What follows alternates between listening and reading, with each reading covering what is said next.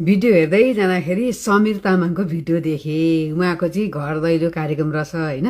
अनि कुनै घरमा पुग्नुभयो क्या उहाँ पुगेपछि अनिखेर भोट माग्ने हुन्छ नि त कला। यस्तो सरल यति सजिलो तरिकाले मान्छेले बुझ्ने तरिकाले उहाँले इक्जाम्पल दिएर भोट माग्नु भएको क्या। यस्तो मन पर्यो मलाई है। जस्तो सुकै सम्बुझ स्वाट केही नबुझ्ने मान्छेले पनि बुझ्ने तरिकाले उहाँले भोट माग्नुभएको क्या इक्जाम्पल दिएर। यति मन पर्यो नि म त नि त्यो घरमा उहाँले एकदमै धेरै टाइम दिएर भोट माग्नुभयो क्या। त्यहाँनिर अलिकति क्वेसन एन्सर पनि भयो है। अनि मैले हेरिरहेँ क्या। मान्छे मैले अब सुनेको मात्रै थिएँ, झापाको क्यान्डिडेट भनेर त सुनेको थिएँ तर देखेको त थिइनँ नि त। अनिखेर ठ्याक्कै भिडियो आयो हेर्नु पर्यो मान्छे कस्तो हुँदो रहेछ, बोल्ने तरिका कस्तो रहेछ उहाँको भनेर हेरेको त यति राम्रो कला उहाँको, यति राम्रो बोल्ने है, सरल मान्छे पनि। अनि त्यो बहिनीले क्वेसन गर्नुभयो क्या। कस्तो भने उहाँलाई चाहिँ जुन हर्क साम्पाङले गाली गलौज गरिराख्नुहुन्छ नि त, अनिखेर त्यही सम्बन्धी उहाँले हर्क साम्पाङलाई हामीले सपोर्ट गरेको, पहिले एकदमै सपोर्ट गरेको, तर अहिले चाहिँ मलाई उहाँ मन पर्दैन किनकि उहाँले असाध्यै गाली गर्नुहुन्छ, सबैलाई गाली गर्नुहुन्छ। अनि झन् रवि र बालनलाई त झन् गाली गर्नुहुन्छ, मलाई मनै पर्दैन भन्नुभयो क्या उहाँले।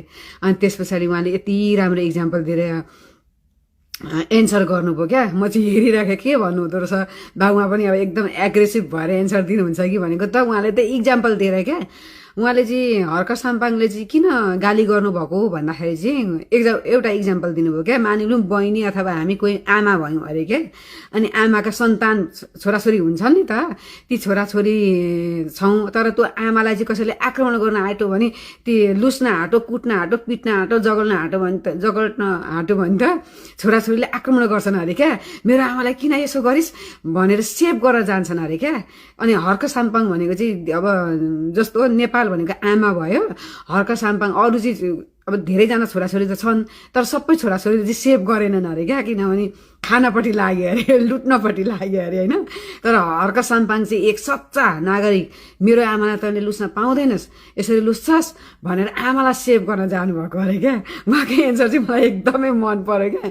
अनि आमालाई सेभ गर्दाखेरि गाली पनि गरिन्छ, मेरो आमालाई यसो गरिस् भनेर गाली पनि गरिन्छ, कुट्न पनि गइन्छ। किनकि आफ्नो आमा, जन्म दिने आमालाई त अरूले हेपेको, कुटेको, पिटेको देख्न सकिँदैन, त्यही भएर आक्रमण गर्न गएको हो क्या उहाँ। अरू केही पनि होइन। उहाँको यो एकदम अर्ग्यानिक, उहाँको एकदम सोचाइ राम्रो भएको कारणले म 6 वर्षदेखि उहाँसँग काम गरिरहेको छु। उहाँको भिजन एकदम राम्रो छ, त्यही भएर मैले उहाँलाई सपोर्ट गरेँ। अहिले म यसरी टिकट लिएर गाउँ गाउँमा म हिँडिरहेको छु, माटोलाई भोट दिउँ भन्दै हिँडिरहेको छु। उहाँको सोचाइ नराम्रो होइन भनेर उहाँले भन्नुभयो कि कस्तो मन पर्यो क्या। मैले पनि यस्तो क्लियर चाहिँ बुझेको थिइनँ क्या। जब उहाँले आमाको उदाहरण दिनुभयो नि, हुन त उहाँले एकदम